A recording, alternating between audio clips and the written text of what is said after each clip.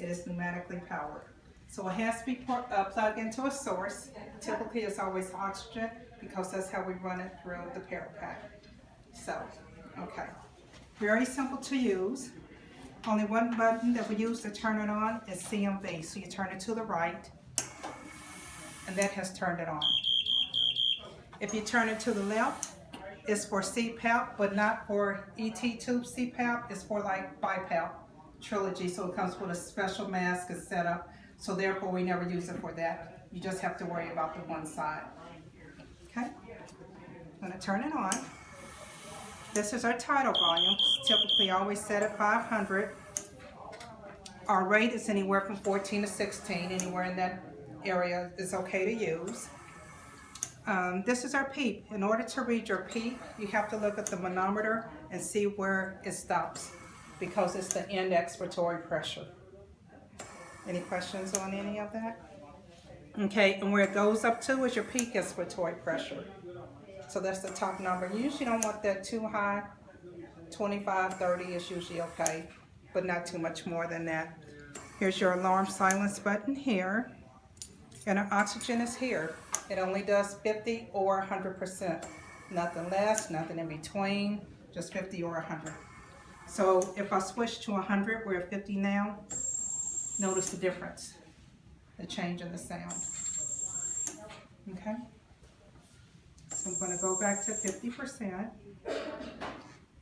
And this is our oxygen button. It tells us that we're running correctly. So look what happens when I just unplug a little bit. That's no bueno. No good, thank you. There is nothing, absolutely nothing going at this point. There's no power, there's no oxygen, and all you will hear is that little beep telling you, hey, check me out, something's wrong. So this turns red. When I plug it back in, it goes back to white, and it tells us it's working correctly. Give it a second. There you go.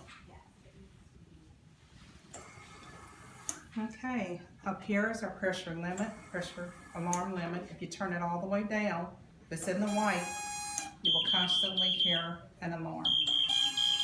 So if you're hearing that, you may want to check and make sure that your limit is up in the red. It'll stop in just a second. Okay. My hand is now speaking to you. It goes up and down. Talk to me. I know. That's what it feels like. Alrighty. I'm going to turn it off and start from the beginning. And kind of take everything off. Well, before I do that, I'm going to tell you some things to look for troubleshooting. Number one, you always want to check your patient if it's alarming at you. They're probably alarming now because my glove isn't on very tight. Or if you have a kink in your oxygen cable, you have nothing. So this is one of the things that I find that actually happens quite a bit. Here is your pressure line.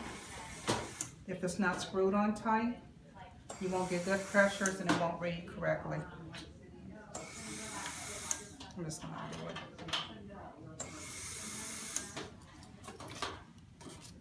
It's not reading anything.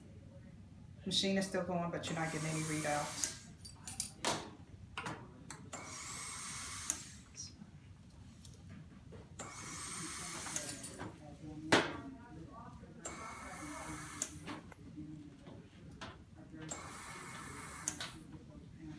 If your patient is bucking the vent, you may want to ask your doctor if they can have something to help them calm down. By that I mean if they're biting the tube, if they're not helping, if they're not relaxed, the machine is not going to work very well for you. So you want to make sure that that is done.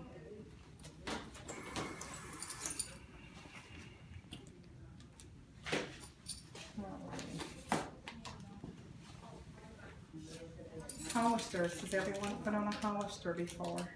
On an ET2? You have? Okay. Anyone else?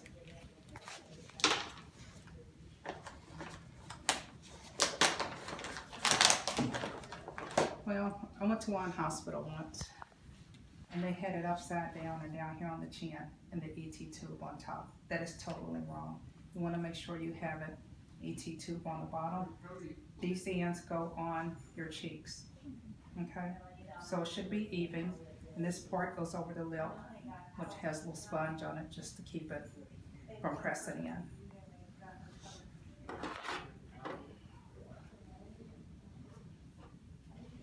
So when you put it in, it takes a little bit of pressure, but you want to clip it in to there. This is what helps secure this tab onto the Hollister. So you take your strip off, it has adhesive on the under end, the underside rather. You take it up and clip it down. So say you have to pull your tube out a little bit or push it in a little bit deeper, so you have to undo everything. The easiest way is to push down on the tab and pull up on this end. Only because she's filming, this won't hold just right. It's not the easiest thing to do, to be honest. Okay, anybody else with muscles want to try? So push on this tab, push this down and push this tab up. So you don't want to be able to get it undone too. Oh my goodness, she made it look too easy. You Anyway, loosened it. I You know. loosened it. That's why I pointed at her. Oh, okay. So then you take it back off, then you have to make your adjustments. And it sticks really well. You just put it back where you got it from. And be sure to clip it. Okay?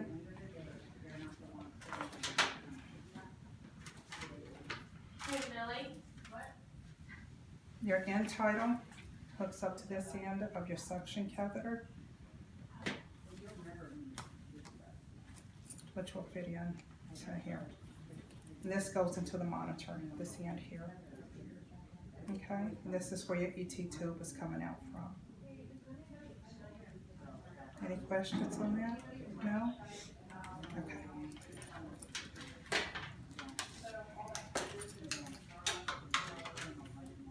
Is that the package that came in, or where will that all be? Everything here literally comes separate. Oh, Everything. This is one piece here. And it comes in its own package as well. Your suction catheter comes into its own package. And we're gonna take the Parapack apart. This piece is your exhalation. So it's real important to make sure that it's not covered up. And this is what this piece is for. It's just to cover and to protect it so we don't cause any harm to the patient. So it may come off in the bed because they're usually very loose, so you might see them rolling down the hallway. If you do, don't worry about it. You don't need it to have the Parapack to work. You just need to make sure this end is uncovered. So be sure not to put a blanket or anything on top of it by accident.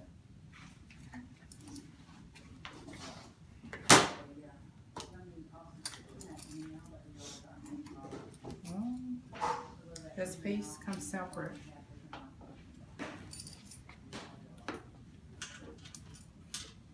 This is called an elbow. It comes in the package with the circuit for the ventilator.